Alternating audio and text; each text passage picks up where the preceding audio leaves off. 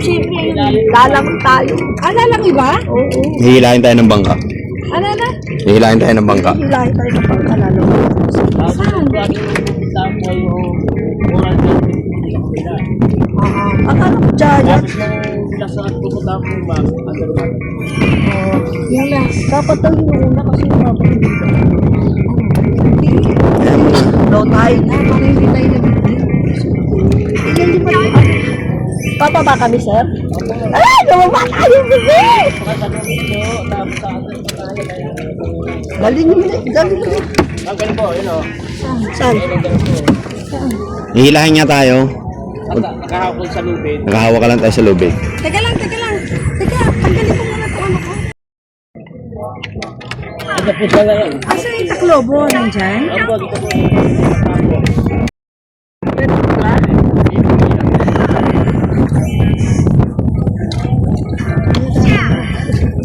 Yan na daw ang resort ni Willie Rebellion. Ngayon, bababa kami. Titignan namin yung mga taklobo sa ilalim. Gagamit ako ng underwater cam kaya hindi na ako magsasalita. Okay, so bumaba kami dyan. Yung una namin sinisiran ay lugar ng mga taklobo. Kaya lang, hindi ko napansin yung aking underwater cam na hindi pala nagpa-function.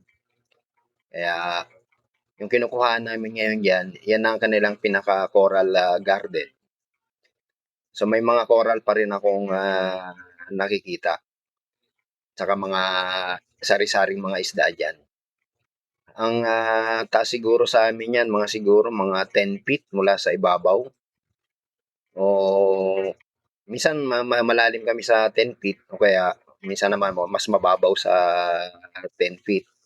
Kasi inaano kami niyan, parang inaakay lang kami ng bangka. Kung saan lang kami dalhin. Kaya kung minsan may lugar na mababaw lang yung mga coral at saka yung mga isda, minsan naman may nasa malalim sila na parte. May mga buhay pa rin naman ng mga coral dyan. So maraming mga isda kayong makikita dyan.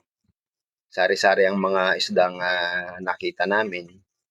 Noong una, akala ko ano yan, Taclobo Sanctuary pa rin. Yung pala ay coral na yung coral garden na pala yung lugar na yan. Kaya hanap ako ng Taclobo. Wala akong makita dyan. Kasi iba pala yung lugar ng mga Taclobo. Talagang binukod nila yung lugar ng mga Taclobo. Yung unang sisid namin, lugar pala ng Taclobo yun. Kaya nga lang, hindi nga lang nag-function yung aking underwater cam. May nakita ako dun, maliit na Taclobo at saka sobrang malabo ang tubig doon. Hindi tulad dito, malinaw. Sabi ng bangkero, lipat daw kami ng lugar. Kasi malabo daw doon. Dito niya kami ginaid. So hindi kami masyado nagkaintindihan. Akala ko itong lugar na to, Taclobo pa rin. Yung mga lugar pa rin ng Taclobo. Kaya pilit kong hinahanap yung sinasabi nilang giant Taclobo. Wala talaga akong masipat. Mga isda lang ang mga nakikita ko.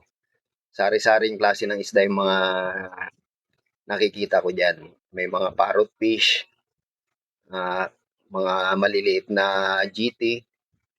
So, parang ano nga talaga ito? Parang nursery. Parang mga bahay ng mga maliliit na isda. Sari-saring isda. Kaya lang, hindi nga lang masyadong kalakihan. Parang mga ano nga lang. Kumbaga sa paanakan lang siguro tong lugar na ito. Ng mga isda. So, ganyan ang, pagka ganyang medyo malabo na, malalim na yung kinukuhaan namin dyan. Malalim na yung buhangin. Kaya medyo malabo na. Ngayon, dire-diretso pa rin kami dyan.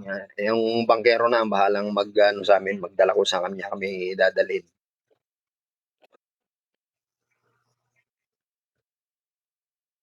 Bali, nakaano lang kami dyan, inihila lang kami dyan ng bangka. Hindi naman totally na inihila, parang gumagabay kasi nakahawak kami sa may sa may katig ng bangka, magkabila ang gilid. Kumbaga sa kuwan nakaalalay lang kami, nakahawak yung isang kamay pagkatapos nag-i-snorkel lamang kami sa ibabaw. Sa ibabaw lang kami. Kumbaga sa parang kasabay lang kami ng bangka. Kung gaano katulin yung takbo namin, yun din yung bangka. Kasi parang inaakay lang kami. So may mga nadaanan akong talagang marami. Maraming mga maliliit na isda. Maliliit pa sila ngayon. May mga coral din akong napapansin na medyo okay naman. Kaya lang hindi masyadong makulay. I mean, ang ina-expect ko ay talagang mga sari-saring halaman dagat. Ang napapansin ko diyan ay wala akong makitang ibang klaseng ganyan lang ang mga nakita ko. Pero ang talagang hinahanap ko diyan taklobo. Kaya pinipilit kong sipatin kung saang parte saang banda nakakabit ang mga taklobo. Ang nakikita ko puro mga maliliit na isda. Puro isda yung nakikita ko tsaka mga halamang dagat o kaya yung kanilang coral. So yan, pagka ganyan ng medyo mababaw na kami niyan. Siguro sa mga 5 feet ang taas namin yan mula sa ibabaw. Kasi pagka malabo na, ibig sabihin malalim na yung lugar namin. Pagka ganyang kalinaw pa, medyo mababaw pa yan. Mga less than 10 feet lang yan. Kanina pag dive namin, pag snorkel namin, may mga nakita kaming mga divers doon sa unang sinisira namin. Talagang malalim yun doon sa lugar ng mga taklobo. Dito, wala kami nakitang kasabay ng mga divers. Ang nakita namin doon sa kabila, sa unang binabaan namin, pinagtignan namin, siguro mga 6 na mga divers yun. Dito, parang wala yata kaming nakasabay. So, ganyan ang position namin. Nakahawak kami sa bangka, yan dyan sa tali. Tapos, saka kami ginaguide. Siguro mga kami dyan, wala pa sigurong 15 minutes. Tapos tapos na raw yung tour. Panghuling-huli na yan na aming pag-i-snorkelan. Dalawa kasi yan. Yung una, lugar ng mga taklobo. Then yung ito naman, lugar naman to ng mga coral garden nila. So talagang ibig sabihin, nakabukod yung mga taklobo. Ang problema nga lang nung unang binabaan sa amin, hindi nag-function yung aking underwater cam. Nakalabas yung SD card. Hindi ko masyado napansin. Kaya nung tinignan ko, wala akong na-record na pang-underwater na mga pictures dun sa unang pinag-snorkelan namin. Nung chinek ko, nung bumibiyahe na kami, nakita ko nga na medyo may problema yung aking underwater cam. May ginalang pagdating dyan, at least may nakuhaan ako sa underwater. Kaya makikita nyo kung anong makikita dito sa Mindoro. So yan ang mga ilalim ng kanilang underwater na mga tawag dito, na mga coral. Okay, so pagkatapos niyan, nagkaintindihan na yung pala ito. Okay, galing na kami sa Coral Garden at saka sa mga taklobo. Ang last destination namin ay yung cave naman daw yun. Hindi ko lang kung saan banda. So yun ang aming last destination ngayon. Then after that, pabalik na natin dati.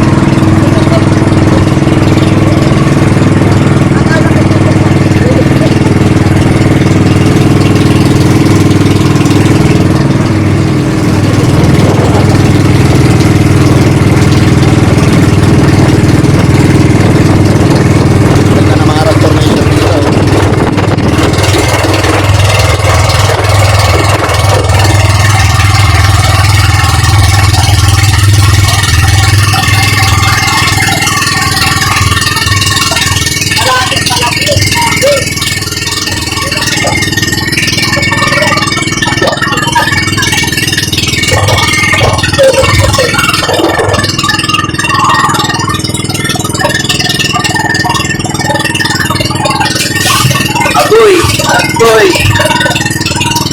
Medyo mahalo dito. Naghahanap ako ng taklobo sa kanila sa Coral Garden. Wala. Mali. Puro na pala Coral yun. Iba pala yung Taclobo area. Doon sa Taclobo area, may nakita ako. Kaya lang, marami ako. Underwater camp ko. Hindi na kasi makaigi yung mga standard. Kaya hindi ko na i-record yung mga Taclobo na nando doon. Nakapag-video lang ako doon sa may Coral nila. Napakarami pang mga island na nakita natin. Nakikita nyo naman, nakikita nyo sa video ko.